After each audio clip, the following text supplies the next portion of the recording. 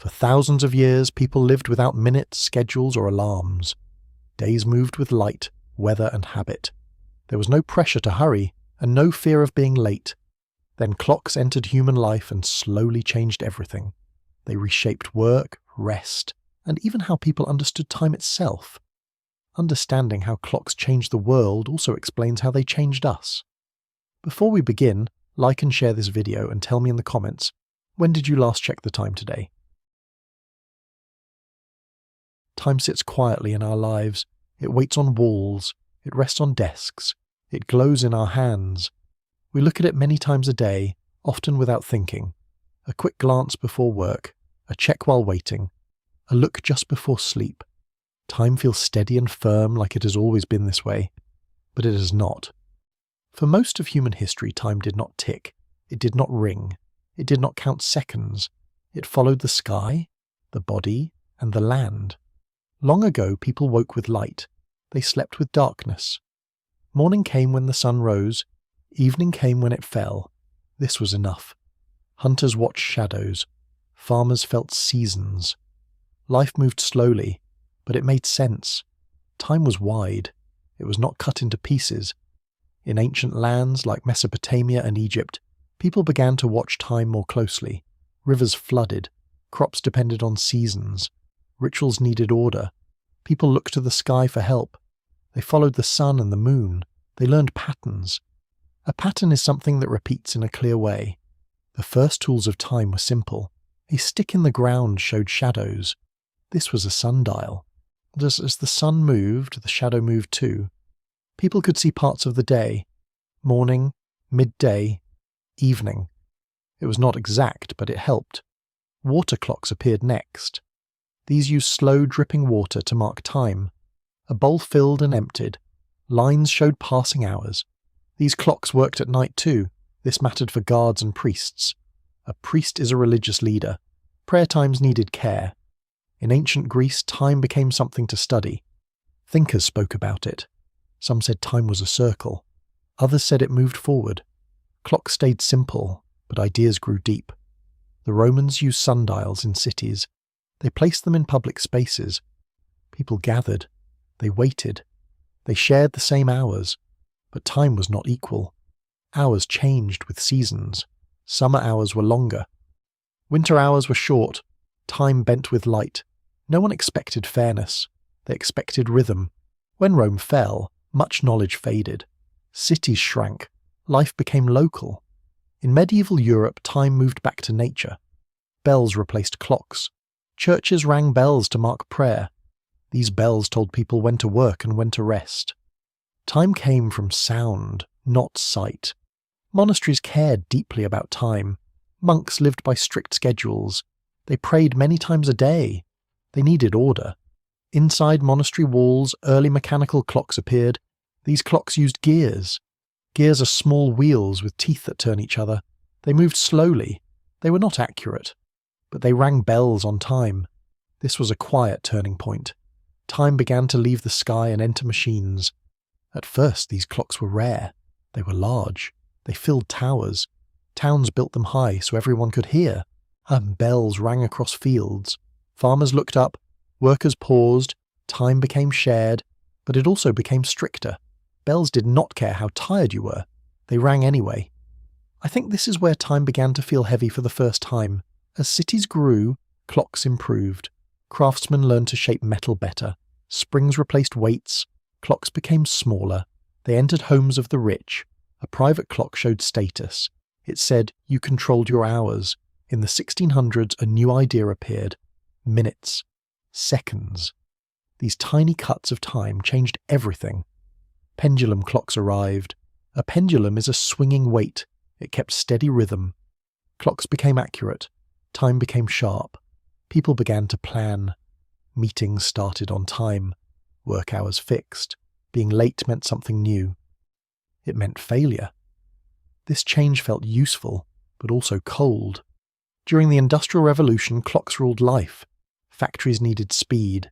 Machines needed order. Workers followed whistles and bells. Time was money now. Money means survival. Days broke into shifts.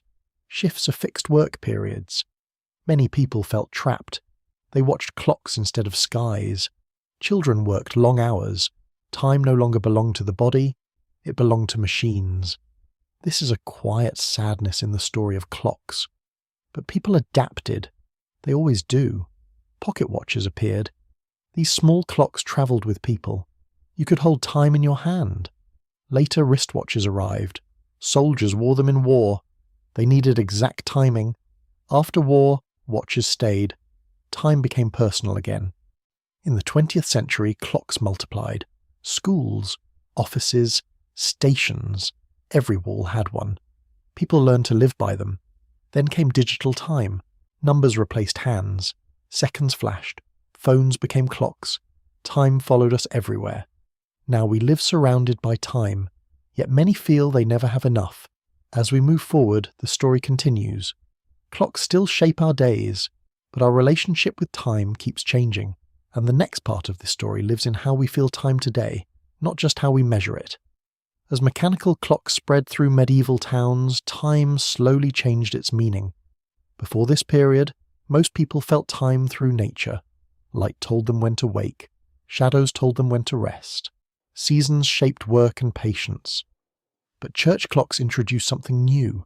They divided the day into fixed parts. Bells rang from towers. These sounds reached every street. They told people when to pray, when to work, and when to stop. Time was no longer felt only inside the body. It now lived outside, in metal and sound. In many cities, the church clock became the strongest voice. It did not ask. It commanded. When the bell rang, people reacted together. Farmers left fields. Traders closed stalls. Silence filled the air for prayer. This order helped crowded towns feel stable. Life in medieval cities was hard. Streets were narrow. Disease spread easily. Rules felt necessary. The clock brought rhythm, but it also took something away. Choice faded. You did not decide when your day changed. The clock decided for you. At first, clocks were rare and expensive. Only powerful places owned them.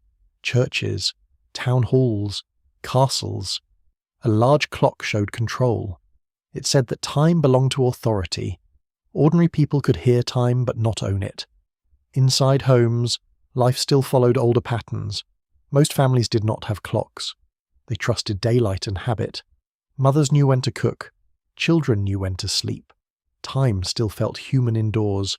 Slowly, technology improved. Clockmakers learned to build smaller machines. Gears became lighter. Springs replaced heavy weights. This allowed clocks to move indoors. Wealthy families placed clocks inside living rooms. These clocks ticked softly. They marked hours in private space. This changed family life. Meals arrived at fixed times. Sleep became scheduled. Or even rest gained limits. This moment holds quiet emotion. Something gentle was lost. Before, time flowed. Now, time counted. Some people felt proud. Owning a clock meant status. It showed order and wealth. Others felt pressure. Life began to feel measured. Minutes mattered. Being late became a problem. Being early became a skill. By the Renaissance, clocks became symbols of intelligence and art.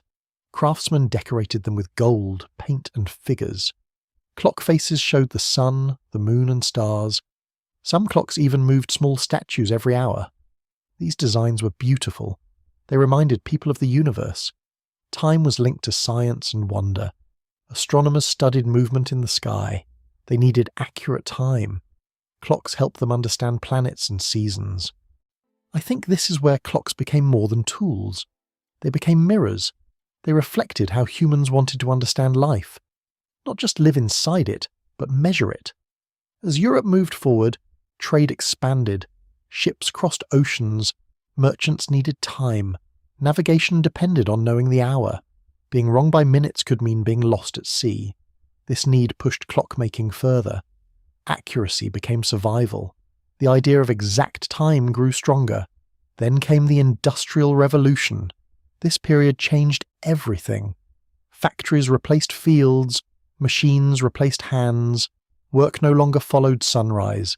It followed schedules. Clocks moved into workplaces. Large factory clocks watched workers.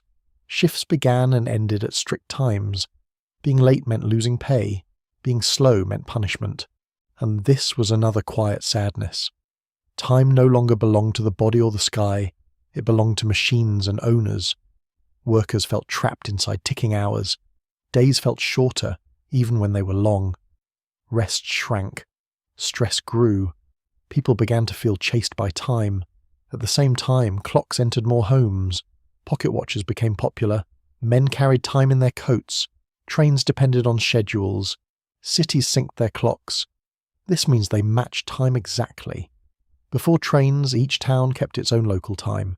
Noon meant when the sun stood highest. Trains changed this. Trains needed shared time. Countries created time zones. The world became connected by hours. This connection brought speed. Letters arrived faster. Travel became possible. But it also created pressure. Being on time became a moral value. Late meant lazy. Early meant responsible. Time shaped identity. By the late 19th century, clocks were everywhere. Schools used bells. Offices used time cards. A time card records when you arrive and leave. Children learned time early. They learned to obey it. Life became a sequence of hours. Yet even in this strict world, people found small freedom. Cafes ignored clocks. Artists stayed awake at night. Some communities resisted schedules. They lived slower. They trusted feeling over-ticking. These choices mattered. They reminded people that time could still be felt, not only measured. As we move closer to the modern world, clocks continue to shrink. Wristwatches appear. Time rests on the body again. But now it moves with you. It watches you. This prepares us for the next shift when time becomes invisible, silent and constant, living inside every device we touch. Time did not slow down when clocks became smaller. It sped up. When wristwatches became common in the early 20th century, time moved closer to the body than ever before. You no longer had to look at a tower or a wall. Time lived on your arm. It moved with you through streets, offices, and homes. This felt modern. It felt efficient. People liked the control. A quick glance told you where you stood in the day. You could plan. You could promise. You could hurry. During wars, watches became tools of survival. Soldiers depended on exact timing. Attacks began at specific minutes. Mistakes cost lives. Watches were worn close to the heart. They ticked through fear and silence. After wars ended, watches carried this seriousness into daily life. Time felt sharp, precious, limited. As cities grew taller and louder, clocks multiplied. They appeared in stations, schools, hospitals, and shops. Every space spoke time. Bells rang, alarms sounded, schedules ruled movement. Even rest gained structure. Sleep was counted. Breaks were timed. Life felt full, but also tight. Then electricity changed the clock again. No winding, no weights. Time flowed without effort. Digital clocks arrived. Numbers replaced hands. Seconds blinked. Precision became normal. You could see time passing clearly, second by second. Some people found comfort in this clarity. Others felt watched.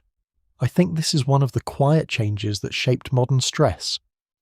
When you can see every second disappear, it is hard to feel calm. Soon, clocks moved into phones, computers, and screens. You stopped checking time. Time checked you. Notifications arrived at fixed moments. Meetings started exactly. Trains left without waiting. Being late felt personal, as if you failed, not the system. Time also became global. You could speak to someone across the world instantly, but you had to know their time. You learned to convert hours. Morning for you was night for them. The world felt smaller, yet more complex. Time zones reminded us that the sun still ruled, even if we ignored it. In this modern age, many people feel tired without moving. They feel busy without progress. Days fill with tasks, but meaning feels thin.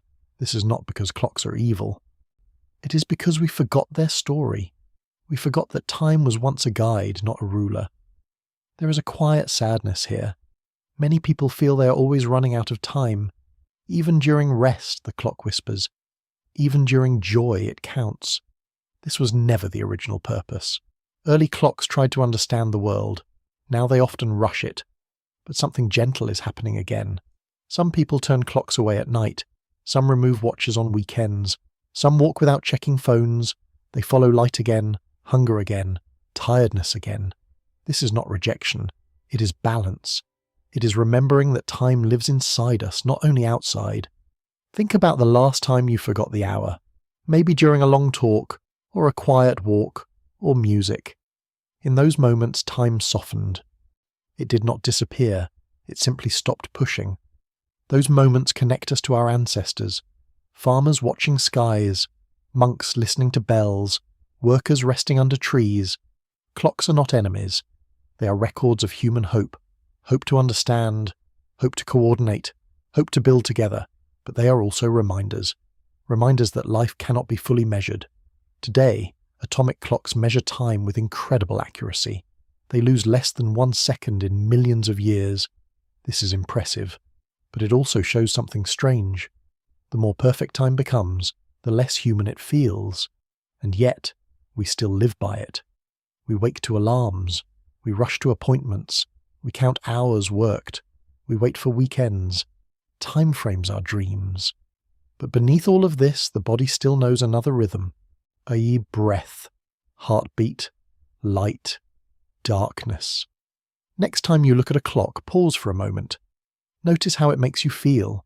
Calm, pressured, focused, tired. That feeling is part of a very long story. A story of towers and bells, of gears and hands, of progress and loss. Clocks did not just change how we know time. They changed how we feel it. And maybe the most important thing they can still teach us is this. Time is not only something we spend, it is something we live. When we remember that, even a ticking second can feel gentle.